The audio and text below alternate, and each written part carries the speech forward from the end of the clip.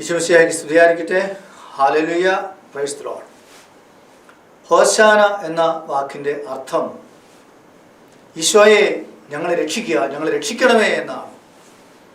കർത്താവിനെ രാജാവായിട്ട് എഴുന്നള്ളിച്ചു കൊണ്ടുപോകുന്ന ആ ജനം ഒറ്റ സ്വരത്തിൽ വിളിച്ചു പറഞ്ഞു, കർത്താവേ ഞങ്ങളെ രക്ഷിക്കണമേ. ഇന്നും നമ്മുടെ സാഹചര്യങ്ങളിലേക്ക് നമ്മൾ നോക്കുമ്പോൾ നമ്മളും ഉറക്കെ പ്രാർത്ഥിക്കേണ്ടതും പറയേണ്ടതും ഇത് തന്നെയാണ്. ഈശോയെ ഞങ്ങളെ രക്ഷിക്കണമേ എന്നുള്ളതാണ്. പ്രത്യേകിച്ച് തിരഞ്ഞെടുപ്പ് വരുന്ന ഈ കാലഘട്ടത്തിൽ ആർക്ക് വോട്ട് ചെയ്യണം, ഏത് പാർട്ടിക്ക് വോട്ട് ചെയ്യണം, ആർക്കും ഒരു നിശ്ചയമില്ലാത്ത ഒരു പ്രത്യേകമായ രാഷ്ട്രീയമായ സാഹചര്യമാണ് നമ്മൾക്ക് ഉള്ളത്.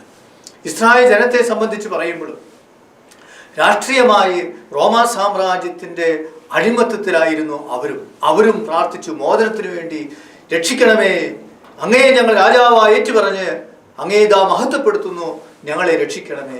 ഇന്നും നമ്മളും പ്രാർത്ഥിക്കേണ്ടത് ഇതേ വികാരത്തോടു കൂടി തന്നെയാണ്.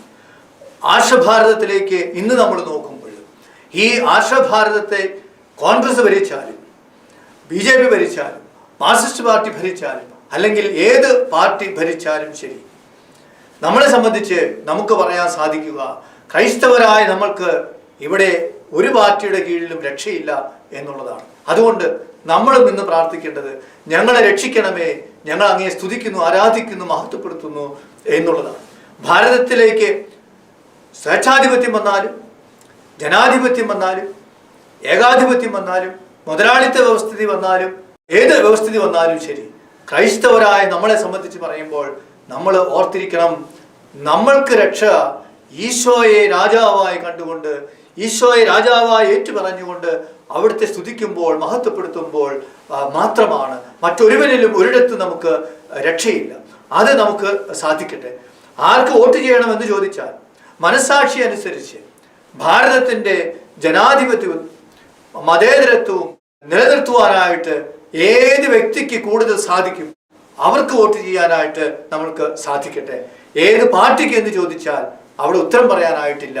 ഏത് പാർട്ടി എന്നുള്ളതിന് പിന്നെ അവസാനവും ആദ്യത്തേതുമായ നമ്മുടെ ഒരേ ഉത്തരം അത് ക്രിസ്തുവിൻ്റെ പാർട്ടിക്കാണ്. ക്രിസ്തുവാണ് നമ്മുടെ രാജാവ്. ആ രാജാവിനെ ഏറ്റുപറഞ്ഞുകൊണ്ട് ഞങ്ങളെ രക്ഷിക്കണമേ, ഞങ്ങൾ അങ്ങേ ആരാധിക്കുന്നു, ഞങ്ങൾ അങ്ങേ മഹത്വപ്പെടുത്തുന്നു എന്ന് പറഞ്ഞുകൊണ്ട് ദൈവത്തെ മഹത്വപ്പെടുത്തുവാനായിട്ട് നമ്മൾക്ക് സാധിക്കട്ടെ.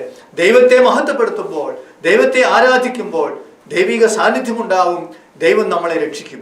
അതേസമയം ദൈവത്തെ മഹത്വപ്പെടുത്തുവാനും ദൈവത്തെ ആരാധിക്കുവാനും നമ്മൾ തയ്യാറാകാതെ വരുമ്പോൾ അവിടെ ദൈവിക സാന്നിധ്യം ഉണ്ടാകുന്നില്ല, സ്വർഗീയ സാന്നിധ്യം ഉണ്ടാകുന്നില്ല. അവിടെ അന്ധകാര ശക്തികൾ തള്ളിക്കയറും. അതുകൊണ്ട് നമ്മൾക്ക് രക്ഷയുണ്ടാകണമെങ്കിൽ നമുക്ക് ഒരേ ഒരു വഴി മാത്രമേ ഉള്ളൂ. ഈശോയെ രക്ഷിക്കണമേ, ഞങ്ങൾ അങ്ങയെ രാജാവായിട്ട് ഏറ്റുപറഞ്ഞു, ഞങ്ങൾ അങ്ങയെ ആരാധിക്കുന്നു, അങ്ങയെ മഹത്വപ്പെടുത്തുന്നു എന്ന് പറഞ്ഞുകൊണ്ട് സ്തുതിയുടെ ജീവിതം നയിക്കുവാൻ, ആരാധനയുടെ ജീവിതം നയിക്കുവാൻ നമ്മൾക്ക് സാധിക്കട്ടെ. ഈശോ നമ്മളെ എല്ലാ രാഷ്ട്രീയപരമായ അപകടങ്ങളിൽ നിന്നും സാമ്പത്തികമായ ദുരിതങ്ങളിൽ നിന്നും തീർച്ചയായിട്ടും ഈശോ നമ്മളെ രക്ഷിക്കും. അതുകൊണ്ട് നമുക്കും ഉറച്ച വിശ്വാസത്തോടുകൂടി ആത്മധൈര്യത്തോടുകൂടി നമുക്കും പ്രാർത്ഥിക്കാം, ഈശോയെ രക്ഷിക്കണമേ, ഞങ്ങൾ അങ്ങയെ സ്തുതിക്കുന്നു, ഞങ്ങൾ അങ്ങയെ ആരാധിക്കുന്നു, ഞങ്ങൾ അങ്ങയെ മഹത്വപ്പെടുത്തുന്നു. ഹല്ലേലൂയ.